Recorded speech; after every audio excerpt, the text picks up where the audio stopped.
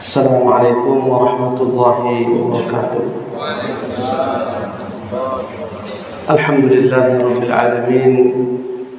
Wa sallallahu wa sallama wa baraka ala abdihi wa rasulih Muhammadin wa ala alihi wa sahbihi ajma'in, amma ba'du. Rabbi shrah li sadri wa yassir li amri wahlul 'uqdatan min lisani yafqahu qawli. اللهم افتح علينا حكمتك وانشر علينا من خزائن رحمتك سبحانك لا علم لنا إلا ما علمتنا إنك أنت العليم الحكيم وتب علينا إنك أنت التواب الرحيم اللهم يا معلم إبراهيم علمنا ويا مفهم سليمان فهمنا. Yang saya muliakan para alim ulama, para sesepuh dan para kiai kita yang ada di tempat yang mulia ini, yang saya muliakan para hadirin dan para hadirat. Alhamdulillah, pada kesempatan subuh kali ini Allah Subhanahu wa taala mudahkan kita hadir di tempat yang mulia ini dalam rangka ibadah memperhambakan diri kita kepada Allah Subhanahu wa taala melalui belajar. Dan inilah yang disebutkan Nabi SAW dengan taman-taman surga. Berkata Nabi yang mulia alaihi salatu wassalam, "Idza marartum bi riyadil jannati farta'u." Kalaulah kalian berada di taman daripada taman-taman surga, maka singgahlah, bersimpuhlah, ambillah kebaikan daripadanya. Maka bertanya para sahabat, "Wa ma riyadul jannati ya Rasulullah?" Apa yang anda maksudkan dengan taman-taman surga ya Rasulullah? Maka beliau menjawab, hilaqul dzikri, halaqah-halaqah, tempat-tempat yang padanya diingat Allah Subhanahu wa taala, yang padanya dipuji Allah Subhanahu wa taala. Salawat dan salam senantiasa tercurah ke haribaan junjungan kita Sayyiduna wa Habibuna Muhammad ibn Abdullah, kepada para sahabat-sahabat beliau, kepada para tabi'in, tabi'ut tabi'in, dan orang-orang yang mengikuti jalan mereka hingga akhir zaman. Jemaah yang dimuliakan oleh Allah Subhanahu wa taala, ada sesuatu perkara yang paling mendasar dalam diri manusia. Perkara inilah yang akan menjadi barometer atau standar manusia itu baik ataupun buruk. Dialah hakikatnya raja dalam diri kita. Adapun seluruh anggota tubuh kita ini berupa tangan, mata, kaki, semuanya adalah perangkat-perangkat menjalankan perintah raja tersebut. Jika raja ini raja yang zalim, maka akan keluarlah perintah-perintah yang zalim. Apabila raja tersebut adalah raja yang adil, tidaklah keluar perintah kecuali perintah-perintah yang adil, penuh dengan kebijaksanaan. Jemaah yang dimuliakan oleh Allah Subhanahu wa taala, siapa raja ini dan apa raja ini? Dialah hati. Hati inilah raja bagi manusia. Manusia itu yang Allah lihat bukan bentuk dan rupa kita. Dalam hadis yang sahih Rasulullah SAW menyebutkan, "Innallaha la yanzuru ila ajsamikum." Allah tidak pernah melihat kepada tubuh-tubuh kalian. Tubuh kita ini adalah casing. Bukan ini hakikat daripada manusia. Innallaha la yanzuru ila ajsamikum wala ila suwarikum. Allah tidak pernah melihat kepada rupa-rupa kalian. Wajah-wajah ini semua casing. Ibarat handphone, apa guna casingnya indah, dalamnya jeblok, dalamnya jelek. Ya, manusia bukan ditentukan dengan wajah, dan bukan ditentukan dengan rupa, dan bukan ditentukan dengan fisik mereka. Innallaha la yanzuru ila ajsamikum wala ila suwarikum walakin yanzuru ila qulubikum wa a'malikum. Rawahu Muslim. Tetapi Allah lihat adalah kepada hati-hati kalian dan amalan-amalan kalian. Apa guna wajah tampan rupawan? Apa kurangnya Abu Lahab? Gagah. Ya, apa kurangnya Abu Jahal? Gagah. Mereka orang-orang yang gagah. Mereka adalah tokoh-tokoh masyarakat. Abu Jahal namanya Amr bin Hisham, dinobatkan oleh orang-orang Arab dengan gelar Abul Hakam. Kenapa Abul Hakam? Karena cerdiknya dia. Tiap kalau orang berselisih, jika hadir di hadapan Abul Hakam ini, selesai semua perkara. Semua orang ridho dengan keputusannya. Tapi ketika menolak kebenaran, Nabi merubah namanya menjadi Abu Jahal. Tidak ada guna Abu Jahal dengan segala macam ketampanan, keelokan wajahnya jika tidak diiringi dengan iman.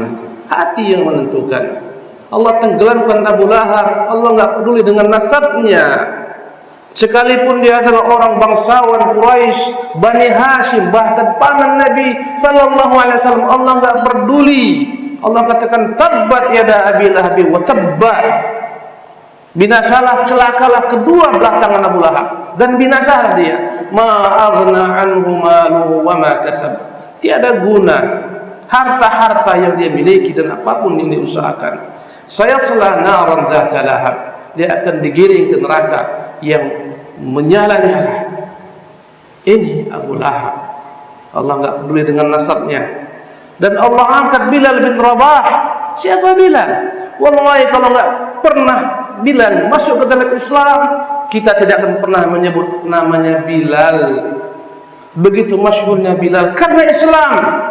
Allah angkat derajatnya sehingga sampai saat ini akan dikenang manusia. Orang senantiasa menyuruh manusia, mengajak manusia ke masjid, dipanggil dengan apa? Bilal. Siapa Bilal di masjid ini? Padahal Bilal telah meninggal radhiyallahu anhu. Subhanallah. Allah enggak peduli dengan nasab. Salman bukan bangsa Arab, itu bangsa Persia. Allah muliakan Salman.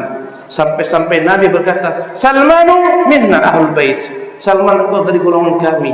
Engkau adalah golongan daripada ahlul bait Rasulullah sallallahu alaihi wasallam. Padahal dia bukan nasab Nabi sallallahu alaihi wasallam. Hati ikhwati rahimakumullah. Ini yang menggiring manusia kepada kebaikan ataupun kepada kejelekan. Bersabda Rasulullah sallallahu alaihi wasallam dalam hadis Nu'man bin Bashir yang telah diriwayatkan oleh Imam Bukhari rahimahullah tabaraka taala, innal halala bayyin wa innal harama bayyin. Sesungguhnya segala macam perkara halal itu jelas, dan sesungguhnya segala macam perkara haram itu juga jelas. Wa bainahuma umurun mushtabihatun la ya'lamuhunna katsirun minan nas. Antara perkara halal yang jelas ini dan antara perkara yang haram yang jelas ini ada perkara yang samar-samar yang tidak diketahui banyak manusia. Faman ittaqa syubhati faqad istabra'a li dinihi wa irdihi. Barang siapa yang menjaga dirinya tidak terjebak dalam perkara yang remang-remang yang samar-samar ini. Syubhat berarti dia telah menjaga agama dan kehormatannya. Wa man waqa'a fi syubhati waqa'a fil haram. Barang siapa terjebak dalam syubhat, niscaya akan terjebak dalam perkara yang haram. Berkata Nabi kita alaihi wasallam, karra'i yar'a hawla himan yushiku an yarta'a fihi. Perumpamaan orang yang nyerempet ke dalam perkara-perkara syubhat ini bagaikan seorang pengembala yang mengembalakan gembalaannya di tanah larangan, yushiku an yarta'a fihi. Gembalanya ini suatu saat akan masuk ke tanah larangan tersebut. Ala wa inna likulli malikin himan. Ketahuilah setiap raja punya tanah larangan. Ala wa inna himallahi maharimu. Ketahuilah tanah larangan Allah itulah batasan-batasan yang dia haramkan. Ala wa inna fil jasadi mudghatan. Ketahuilah dalam tubuh manusia ini ada satu gumpal daging. Idza salahat atau idza saluhat saluhal jasadu kulluhu. Andai kita satu gumpal daging ini baik, baiklah seluruh manusia. Wa idza fasadat, andai kita satu gumpal daging ini jelek, jeleklah semua manusia. Allahu akbar. Berkata Nabi, ala wahyal qalbu. Ketahuilah benda itu bernama hati. Dialah raja. Dengan perintah hati inilah segala macam sarana-sarana berupa tangan, mata, kaki akan berbuat. Andai kata sang raja yang adil, dia tidaklah memerintahkan kecuali kebaikan. Andai kata sang raja zalim, tidaklah dia memerintahkan kecuali kepada kezaliman. Ikhwatil kiram rahimakumullah. Tiap orang tahu bahwasanya penyakit itu tidaklah baik. Penyakit fisik orang tahu itu enggak baik. Semua orang berusaha jauh dan menghindar daripadanya. Bahkan orang akan rela keluarkan uang berapa yang dia miliki, bahkan dia akan jual segalanya, sawah ladangnya, jual semuanya untuk menyembuhkan penyakit fisiknya. Kadang-kadang Anda mendengar ada orang berobat ke Singapura, ada orang berobat ke Malaysia, ada orang berobat ke Amerika. Kenapa? Karena sakit fisiknya. Namun sayangnya ada penyakit yang ada pada manusia, mereka tidak mendeteksinya. Sebagian orang berjalan dengan hati-hati yang sakit, dia tidak pernah merasa hatinya sakit.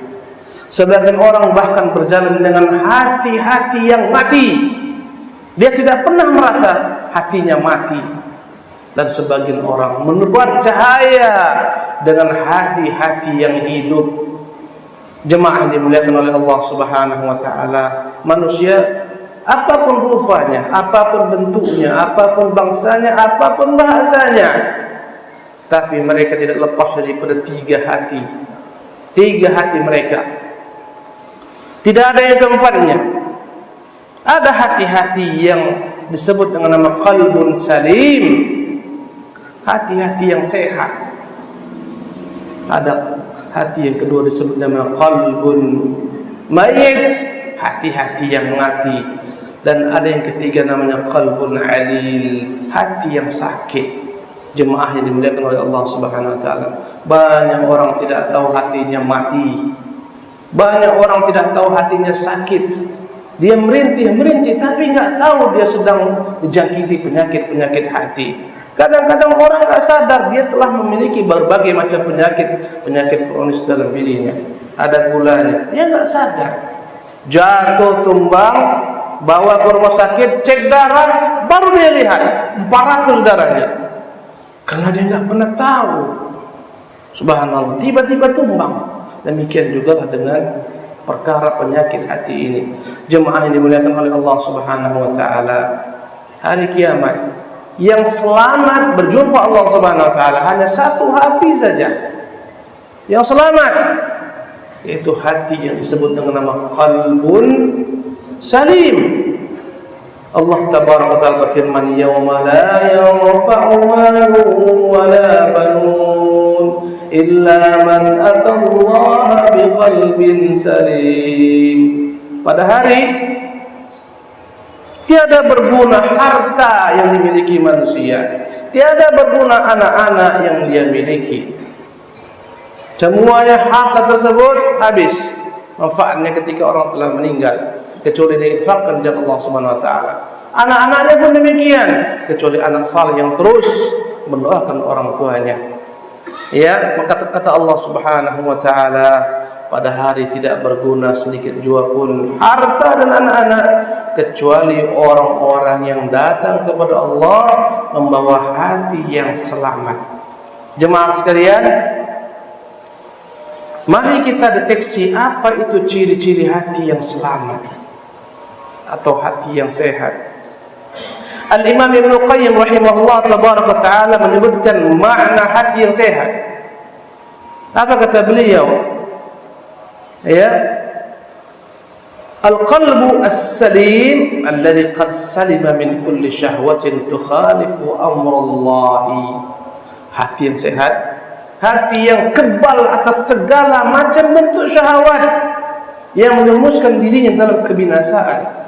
Jemaah sekalian, penghalang kita menuju Allah hanya dua penyakitnya. Pertama adalah penyakit syahwat, di mana seseorang melepaskan syahwatnya bukan pada tempatnya, atau mendapatkan syahwatnya dengan jalan yang haram. Ini penghalang orang untuk berjumpa Allah Subhanahu wa taala. Zina, liwat, homoseksual, merampok, mencuri, korupsi. Ini syahwat. Ya, penyakit syahwat. Menzalimi orang lain, menghibah, menggunjing, memfitnah, syahwat. Hati yang namanya qalbun salim selamat daripada segala macam bentuk syahwat yang menentang Allah Subhanahu wa taala. Andai kata diperintahkan salat, dia ada bersama orang-orang yang salat. Andai kata diharamkan zina, dia tidak pernah ada bersama orang-orang yang zina. Diperintahkan Allah Subhanahu wa taala untuk berpuasa, dia ada bersama orang-orang puasa. Dilarang Allah Subhanahu wa taala dia berdusta, dia jauh daripada rombongan orang-orang berdusta, dan begitulah seterusnya. Berkata Ibnu Qayyim rahimahullah, alladzi qad salima min kulli syahwatin tukhalifu amrallahi wa nahyahu. Ya, senantiasa hati yang sehat ini jauh daripada segala macam larangan-larangan Allah Subhanahu wa taala. Wa min kulli syubhatin tu'aridu. Ya. Dan selamat daripada segala macam bentuk syubhat. Ya. Jadi ikhwati rahimakumullah, hati yang sehat jika disimpulkan adalah hati yang kebal dari segala macam syahwat, godaan-godaan syahwat, selamat. Dan segala macam godaan-godaan syubhat pun selamat. Apa itu syubhat? Jemaah yang dimuliakan Allah Subhanahu wa taala. Syubhat adalah seseorang menganggap jalan yang dia tempuh, jalan kebaikan menuju surga Allah Subhanahu wa taala. Bahkan dia rela mengorbankan hartanya, bahkan dirinya untuk sesuatu yang dia yakini menuju Allah, padahal dia sedang menuju neraka jahanam. Ya billah. Pembunuh Ali bin Abi Thalib. Apa yang mengenai pembunuh Ali bin Abi Thalib? Apakah pembunuh Ali itu seorang ahli maksiat? Tidak. Pembunuh Ali ini adalah seseorang yang taat ibadah, ahli puasa. Ya, dia ahli puasa, dia ahli salat. Jazakallahu khairan. Tatkala dia bunuh Ali bin Abi Thalib, dia baca ayat. Dia katakan wa minan nasi man yashri nafsahu ibtigha'a mardatillah wallahu raufun bil ibad. Di antara manusia ada yang menjual dirinya untuk mencari keridhaan Allah.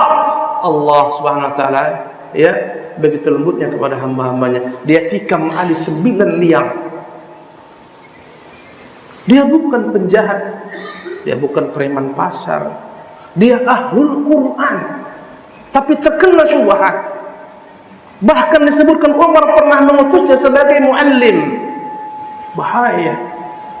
Ya. Dia menganggap jalannya adalah jalan kebenaran. Ya, kadang-kadang orang mengatakan jihad, padahal bukan jihad yang dikerjakan, tapi adalah qital bighairi haq, memerangi orang dengan tidak hak. Dia letakkan dalam dirinya bom, dia ledakkan negeri-negeri. Di sana banyak orang-orang tidak bersalah. Dalam Islam jihad tidak pernah menumpahkan darah orang tidak bersalah. Dalam Islam jihad diharamkan untuk membunuh anak-anak, dilarang untuk membunuh orang-orang yang telah tua renta, dilarang membunuh perempuan-perempuan. Sementara dia enggak pandang bulu, semua dia ledakkan dirinya, dihancurkan, orang lain dihancurkan, dianggap jihad. Ini bukan jihad, ini syubhat. Subhanallah. Ya. Maka ikhwati rahimakumullah, apa itu qalbun salim? Ini lebih jelas. Alhamdulillah. Yang kerja mereka tiap hari celah para sahabat dan mereka anggap bagian daripada agama. Ini syubhat. Enggak sah majlis tanpa melaknat Abu Bakar dan Umar. Ini syubhat. Enggak sah suatu majlis kalau andai kata seorang tidak mencela ibunda kita Aisyah dan Hafsah. Ini syubhat. Mereka sebaik-baik orang, mereka sebaik-baik zaman, mereka diridhai Allah tabaraka taala. Yang majlis mereka dimakmurkan dengan menggunjing, bahkan mengkafirkan orang Ansar dan Muhajirin. Ini syubhat. Enggak enak rasanya majlis mereka tidak mencela Abu Bakar dan Umar. Tidaklah nikmat bagi mereka majlis yang tidak mencela padanya Hafsah dan Aisyah. Tidaklah makmur bagi mereka majlis yang tidak mencela Muawiyah. Ini syubhat. Ini hati mereka, hati yang mati. Subhanallah. Dan mereka menganggap itulah jalan menyembah Allah tabaraka taala. Bahkan seseorang tidak mereka terima persaksian syahadatnya tanpa dengan melekatkan, dengan melaknat kedua orang yang paling utama dalam Islam, Abu Bakar dan Umar. Ini syubhat.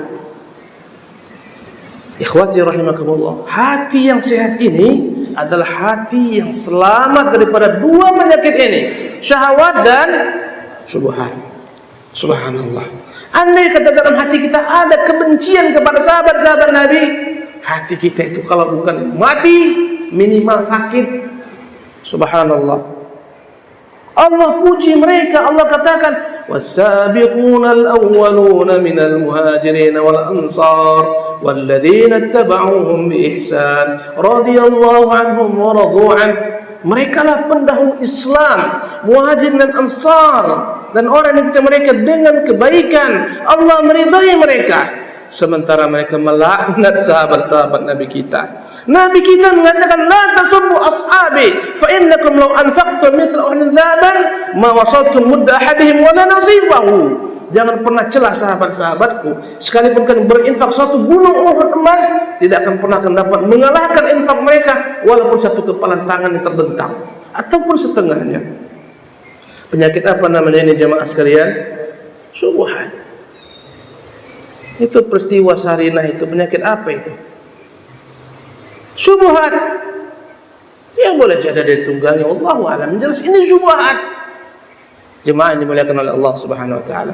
Adapun jenis hati yang kedua, ya, adalah hati yang mati. Hati yang mati adalah hati yang dalamnya terdapat segala macam bentuk syahwat dan syubhat. Sarangnya syahwat dan syubhat ini hati yang mati. Ini hati orang-orang kafir. Segala macam syahwat dia tak peduli. Khamar dia tenggak, judi itu kerjaan harian dia, syahwatnya zina mainan dia, syubhatnya ya menyembah segala macam sembahan dari selain Allah tabaraka taala yang tidak bisa memberikan mereka manfaat, tidak pula menolak mudarat. Inilah hati orang-orang munafik yang berpura-pura masuk Islam tapi untuk merusak Islam. Ya, hati ini adalah hati yang semuanya terdapat padanya berbagai macam penyakit. Ibarat ya fisik yang sakit, komplikasi, semua ada padanya. Ada ginjal, gagal ginjal, bentar-bentar cuci darah, ada darah tinggi, ada gula, semua penyakit dalamnya. Ini adalah penyakit komplikasi yang tinggal nunggu saatnya dia akan mati.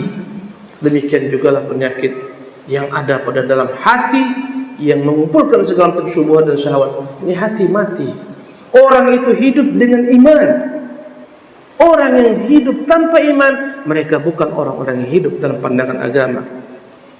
Yang buta itu bukanlah mata, yang buta adalah yang hatinya buta.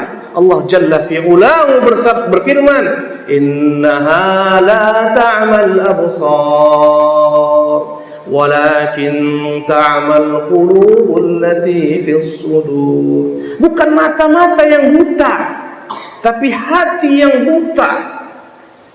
Ya, Abdullah bin Maktum itu buta matanya, hatinya hidup bercahaya. Allah sebutkan keutamaan Abdullah bin Maktum dalam surat Abasa, bahwasanya dia orang yang ingin mensucikan dirinya. Datang Rasulullah SAW kepada pembesar-pembesar Quraisy menawarkan kepada mereka Islam. Tiba-tiba datang Abdullah bin Maktum bertanya tentang agama. Nabi enggan menoleh kepada Abdullah. Abdullah enggak lihat Rasulullah enggan. Abdullah enggak melihat Rasulullah, masam mukanya. Rasulullah merasa terganggu dengan kehadiran Abdullah bin Maktum ketika dia sedang mengharapkan keislaman pembesar-pembesar Quraisy. Allah tahu yang terdapat dalam hati Nabi. Seketika ditegur Allah, nabinya yang mulia, abasa wa tawalla an ja'ahul a'ma wa ma yudrika la'allahu yazzakka. Dia bermuka masam, dia berpaling ketika datang kepadanya orang buta. Siapa tahu wahai Muhammad dia ingin mensucikan dirinya, dan seterusnya. Tapi ada seseorang munafik. Ketika perang Uhud, Nabi jalan Rasulullah melewati ladangnya, dia sumpah serapah, dia ambil tanah, dia lempar Nabi, dia celah Nabi. Kata Nabi, ini orang buta. Sebagaimana a'mallahu basarahu, a'mallahu qalbahu. Allah butakan matanya, Allah butakan hatinya. Subhanallah. Jemaah sekalian, orang tanpa iman adalah orang-orang yang tidak hidup sekalipun dia punya kehidupan. Tapi itu bukanlah kehidupan dalam Islam, karena kehidupan adalah kehidupan iman. Allah mengumpamakan orang-orang yang belum memeluk agama yang mulia ini bagaikan orang-orang yang mati. Ketika dia peluk agama ini bagaikan orang-orang yang hidup. Adalah Umar dahulu dia mati dalam kekufuran, Allah hidupkan Umar dengan Islam. Allah berfirman, "Awaman kana maitan فأحييناه وجعلنا له نورا يمشي به في الناس كمن مثله في الظلمات ليس بخارج منها." Apa kata Allah?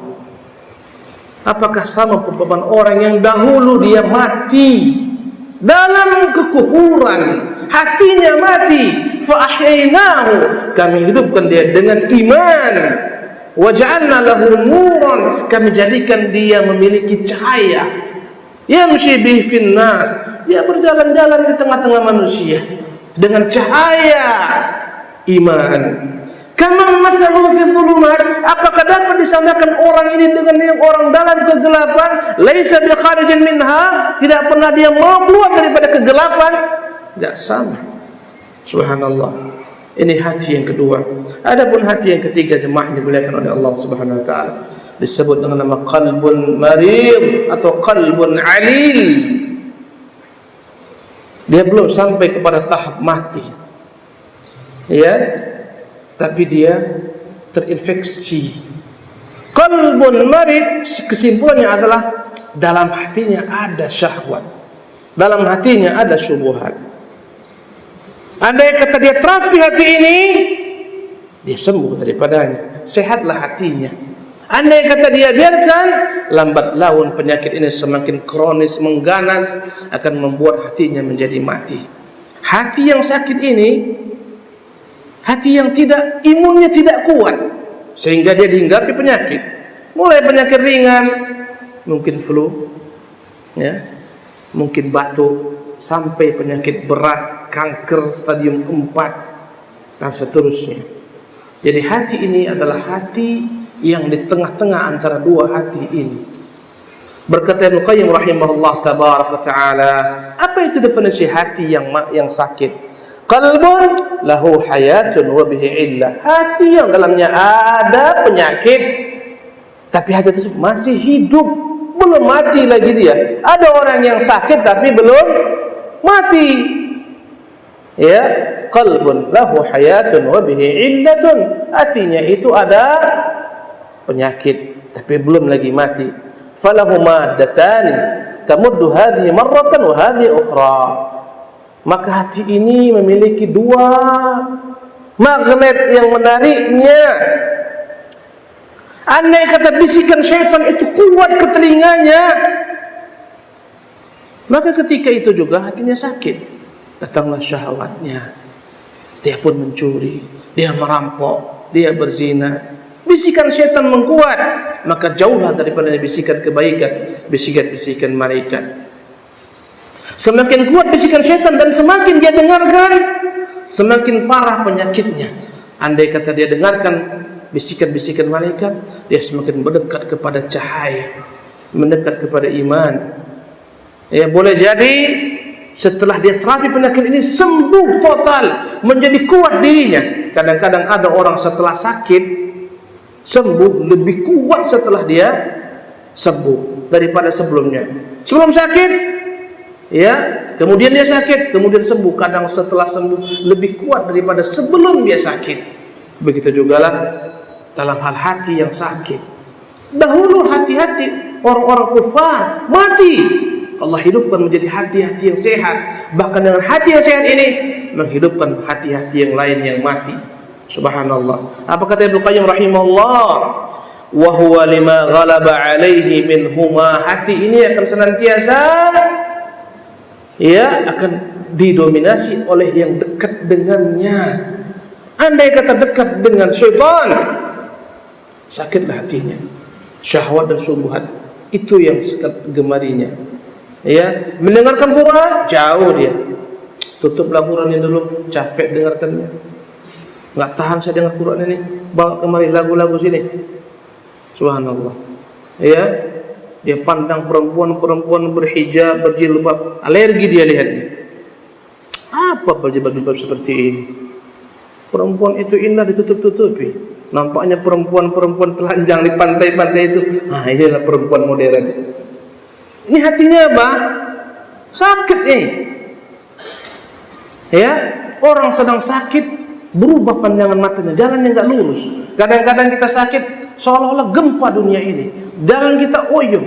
Begitulah orang hatinya sakit. Tampalah olehnya kebenaran, kejelekan. Tampalah olehnya kejelekan, kebenaran. Ini hati yang sakit. Yang apabila kronis akan menjadi mati, sempurnalah matinya. Berubahlah baginya. Segala sesuatu yang ma'ruf menjadi mungkar, segala yang mungkar menjadi ma'ruf.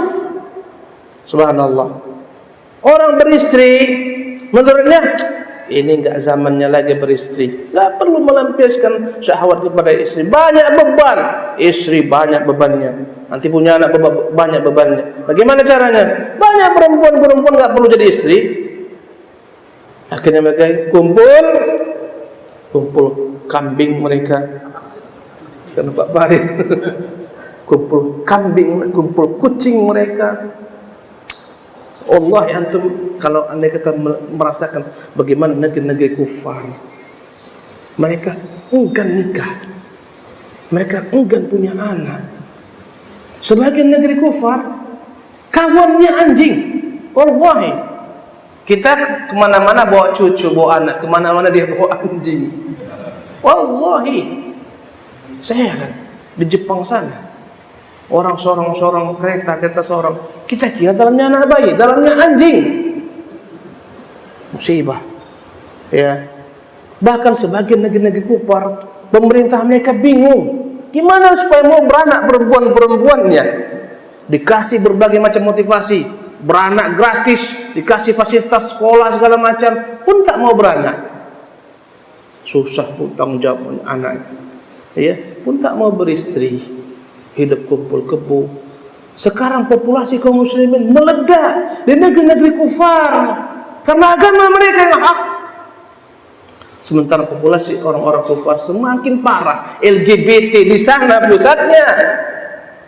LGBT di sana pusatnya. Bentar-bentar Anda akan melihat pesta perkawinan, ya, antara laki-laki dengan laki-laki. Ya Allah, perempuan dengan perempuan. Mana anaknya laki-laki dengan laki-laki? Mana anaknya perempuan dengan perempuan? Mereka anggap ini hal yang wajar. Bahkan di negeri ini ada pembela-pembelanya. Kadang kita heran, pembelanya profesor doktor. LGBT pembelanya profesor doktor. Lebih baik kita bilang profesong. Itu bukan profesor itu. Itu enggak tahu profesong ya. Bahasa kami orang Sumatera itu. Pesong. Subhanallah. Profesor doktor membela LGBT, mana otakmu? Andai kata anakmu seperti itu, dia punya anak laki-laki, kecenderungan dia kepada laki-laki, kau biarkan? Gila kau. Subhanallah. Ini penyakit apa namanya ini? Gabungan syubhat dan syahwat. Ini syahwat digabung dengan syubhat, dianggap ini hal yang wajar. Alhamdulillah di negeri kita diharamkan LGBT karena masih sehat penduduk negeri ini. Alhamdulillah. Subhanallah.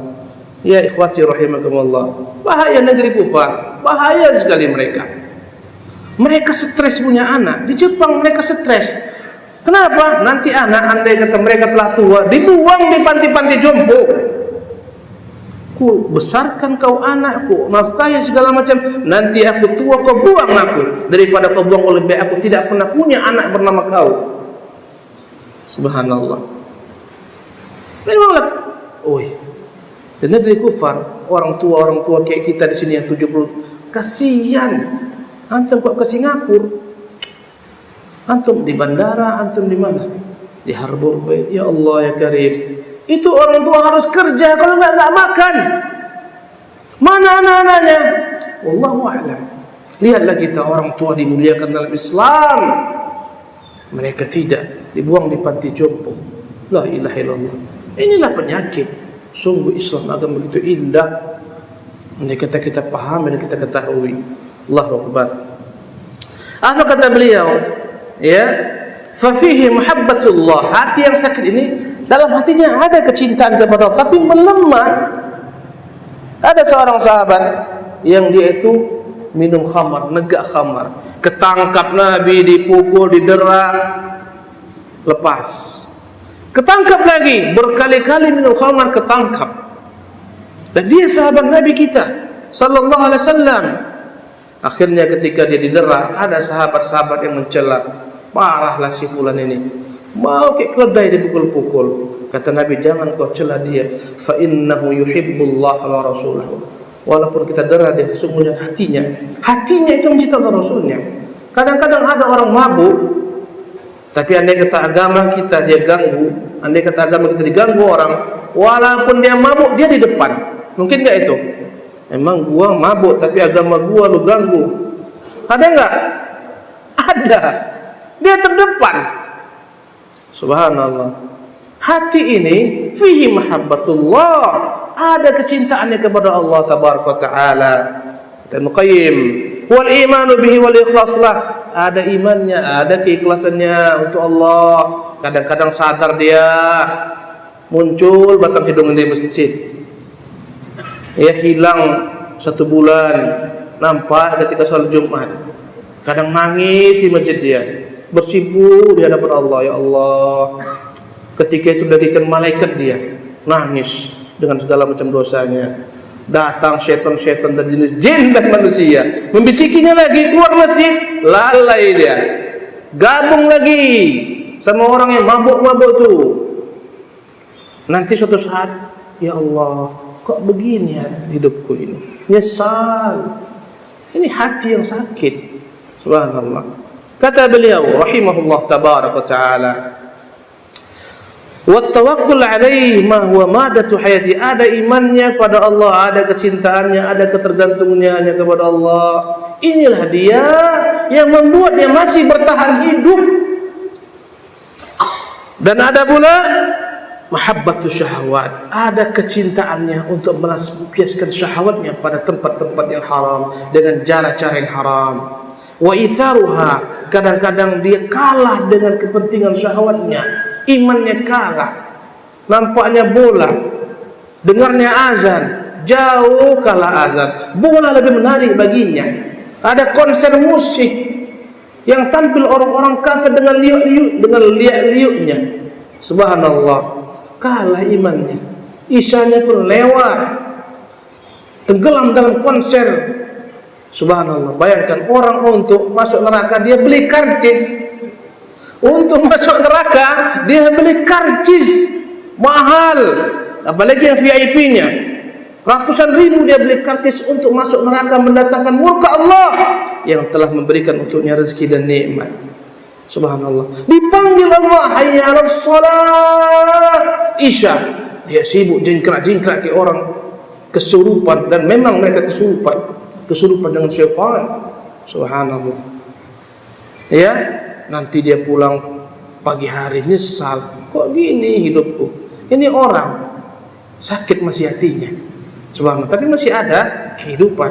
Boleh jadi bisa disembuhkan, karena penyakit-penyakit itu ada yang bisa disembuhkan.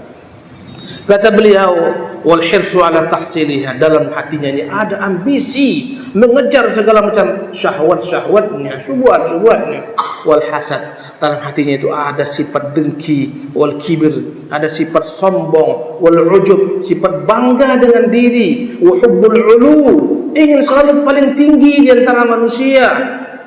Wal fasad fil ard, ingin merusak di bumi ini. Biryasah, ingin menjadi pemimpin, ingin menjadi kepala, ingin menjadi penguasa. Ma huwa madatu halaki, inilah dia penyakit-penyakit yang dapat membinasakannya. Allahu akbar kabirah. Inilah jenis-jenis hati manusia, jemaah yang dimuliakan oleh Allah Subhanahu wa taala. Berkata Hudzaifah radhiyallahu tabaraka taala, "Tu'radul fitanu 'alal qulubi ka'ardil hasiri 'udan 'udan." Akan datang kepada hati-hati manusia itu berbagai macam ragam fitnah, ujian, cobaan berupa ujian syahwat dan syubhat, bagaikan tikar yang dijalin satu demi satu. Antumnya tikar, melepaskannya sulit. Kenapa? Dijalin satu demi satu, satu demi satu. Sulit melepaskan tikar, kecuali harus dihancurkan. Maka syahwat dan syubhat yang masuk dalam hati ini bagaikan tikar yang terjalin begitu rapatnya, kokohnya payah diurai. Fa ayyu qalbin ushribaha nukitat fihi nuktatun sauda. Setiap hati yang datang kepadanya fitnah, syahwat, syubhat, menerimanya, maka seketika akan ditulislah dalam hati yang putih bersih ini noktah hitam. Hati kita bagaikan cermin, asalnya fitrah, tapi orang tua kita yang merubah hati ini menjadi hitam legam, menjadi Yahudi, menjadi Nasara, menjadi Majusi, dan lingkungan yang merubah manusia. Subhanallah. Kata Nabi, tertulislah pada hati yang putih bersih ini noktah hitam. Wa ayyu qalbin ankaraha nukitat fihi nuktatun bayda. Setiap datang syahwat syubhat, ada hati yang menolak penyakit-penyakit ini, maka semakin bersihlah cermin tersebut bagaikan cermin yang mengkilat karena terus dicuci, dilap, dibersihkan. Subhanallah. Hatta ta'uda al-qulubu ala qalbaini. Akhirnya hati menjadi dua hati saja. Qalbun aswadu mirbadan kal kuzi mujaffiyan. Ada hati yang hitam legam, subhanallah, bagaikan pantat kuali yang hitam legam, dan dia bagaikan tiku yang terbalik. Kalau tiku terbalik, tumpah semua airnya. Ya, apa kata Nabi sallallahu alaihi wasallam? La ya'rifu ma'rufan wa la yunkiru munkaran. Hati yang telah terbalik ini enggak kenal lagi mana kebaikan, mana kejelekan. Perempuan pakai jilbab, kata mereka, ini teroris. Perempuan telanjang, ini modernis. Subhanallah. Orang yang taat ke masjid, ini fundamentalis. Orang yang sibuk negak, khamar, judi, ini orang maju. Subhanallah. Hati telah terbalik. Kita senang ke masjid kan? Kita cinta ke masjid. Kata mereka yang hatinya mati, gila orang-orang Islam itu. Capek, pagi-pagi harus ke masjid, sujud-sujud, wudu, segala macam. Ini ucapan orang-orang yang hatinya terbalik. Enak kayak kami lagi. Seminggu sekali beribadah cukup, masuk surga.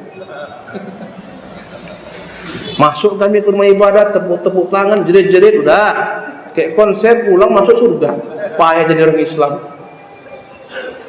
Ya, apa kata dia? Islam itu banyak macam Islam. Aku mau satu macam aja. Islam baru aja masuk, udah kena macam-macam. Rukun Islam 5 macam, pening kepalaku. Rukun iman 6 macam, pening. Aku mau satu macam saja. Subhanallah. Ini orang yang telah terbalik hatinya. La ilaha illallah. Apa kata Rasulullah SAW? Illa ma ushriba min hawahu. Semuanya adalah apa keinginan hawa nafsunya. Yang baik baginya adalah yang digandrungi hawa nafsunya. LGBT itu baik bagi mereka, pencipta-pencipta syahwat seperti ini. Orang nikah wajar itu enggak baik. Ya. Orang nikah yang sah enggak baik, zina itu yang baik bagi mereka. Allahu Akbar. Ya. Apa kata Nabi? Wa qalbun abyadu fala tadurru fitnatun ma damatis samatul. Ada hati yang putih bersih, enggak mempan. Apapun penyakit syahwat syubhat datang ke badannya, semua dia tepis karena hatinya bersih. Subhanallah. Kalau hatinya sakit, kadang-kadang diterimanya, kadang-kadang dia bersihkan lagi. Kalau anda terus dia bersihkan, bisa jadi menjadi imun, kebal dia, nggak mempan lagi bakteri-bakteri ini, virus-virus ini. Andai kata dibiarkan, masuk penyakit hasad, dendam, dengki, kesumat, segala macam penyakit sombong, lambat laun mati hatinya. Ikhwatir kiram, rahimakumullah. Inilah dia kajian kita pada pagi hari ini. Semoga bermanfaat. Semoga minimal kita dapat mendeteksi di mana hati kita. Andai kata hati kita adalah hati yang pertama, maka pujilah Allah Subhanahu wa taala. Terus jaga sampai kita menghadap Allah Subhanahu wa taala. Andai kata hati kita hati yang ketiga, yang dalamnya ada penyakit, mari sama-sama kita bersihkan. Ya, menterapinya tentunya dengan ilmu. Ilmulah sebaik-baik terapi, dan ilmu yang paling utama adalah ilmu tentang Quran.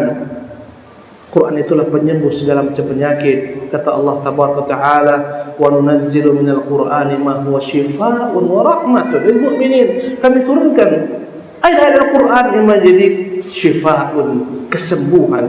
Berkata Ibnu Qayyim, bukan hanya kesembuhan dalam hati daripada segala macam penyakit, bahkan kesembuhan fisik. Allahu Akbar.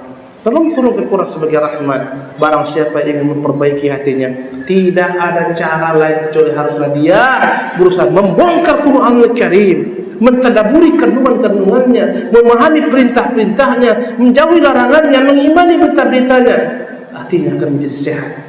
Inilah obat yang banyak ditinggalkan kaum muslimin sekarang. Quran hanya setahun sekali dibaca, ada peringatan baru dibentangkan. Kok enggak, Quran disimpan rapat-rapat. Subhanallah. Ya, kadang-kadang masih banyak yang tidak bisa baca Quran. Baca aja nggak bisa, apalagi memahaminya, apalagi mengamalkannya. Jauh. Wallahi, ibarat kita dengan seseorang yang kita itu berjalan dalam hutan belantara yang begitu luasnya, kita nggak tahu mana timur dan barat. Kita pegang kompas, tapi kompas hanya dipegang-pegang aja, aman kok. Aku punya kompas, pokoknya aman. Enggak, dia buka kompas ini, enggak dia arahkan, enggak dia lihat, enggak dia pelajari. Kira-kira orang yang tersesat atau tidak? Demikianlah kita yang punya Quranul Karim, tapi tidak pernah kita baca dengan baik, tidak pernah kita pahami apa yang diinginkan oleh Allah Taala. Jadilah Quran hanyalah merupakan hiasan-hiasan. Kesian Allah, melihat kaum muslimin kadang-kadang Quran jadilah hiasan yang yang menjadi figura bagi rumah-rumah kaum muslimin, hanya sekedar untuk hiasan Quran. Sedih kita lihatnya. Padahal Allah mengatakan, walau anzalna hadzal Qur'ana 'ala jabalin la ra'aitahu khashi'an mutasaddian. Kalau Al-Qur'an kami turunkan kepada gunung, akan kau lihat gunung ini hancur berantakan karena takut kepada Allah. Gunung hancur. Kita jadikan dia, kadang-kadang dijadikan untuk jimat. Kesian. Cinta sama perempuan, dipeletnya perempuan itu, diambil surat Yusuf, diulang-ulangnya beribu kali. Ya, surat Yusuf. Falamma ra'ayna akbarna wa qatta'na aydiyahum kunna hasya lillahi ma hadza illa bashara. 50.000 kali bacanya untuk pelet. Quran surat Yusuf turun bukan untuk memelet, tapi gambaran seorang pemuda yang begitu kuat imannya, tangguh imannya, hatinya hidup, segala macam syahwat di hadapan matanya tidak sedikit pun bergeming. Bukan untuk pelet. Sebagian untuk kebal Quran. Kesian. La ilaha illallah, la ilaha illallah. Pak, kebal dia, gak mempan baca. Wallahi, itu orang-orang kufar gak pakai la ilaha illallah kebal juga kok. Ya enggak? Ada enggak orang kafir yang kebal? Banyak. Ini bukan daripada Allah, dari syaitan yang parah mengatasnamakan Quran. Ikhwatil kiram rahimakumullah. Demikianlah kajian yang singkat ini. Semoga bermanfaat. Saya mohon maaf jika ada kata-kata yang tidak pada tempatnya, jika ada kesalahan. Itu daripada diri saya, kebenaran seluruhnya daripada Allah dan Rasulnya. Aqulu qawli hadza wa astaghfirullah li wa lakum wa atubu ilaih. Wa sallallahu wasallam ala Muhammadin. Kita padakan sampai di sini. Kayaknya belum siap saya untuk menjawab pertanyaan antum yang berat-berat. Bila-bila masa insyaallah taala kita padakan. Assalamualaikum warahmatullahi wabarakatuh.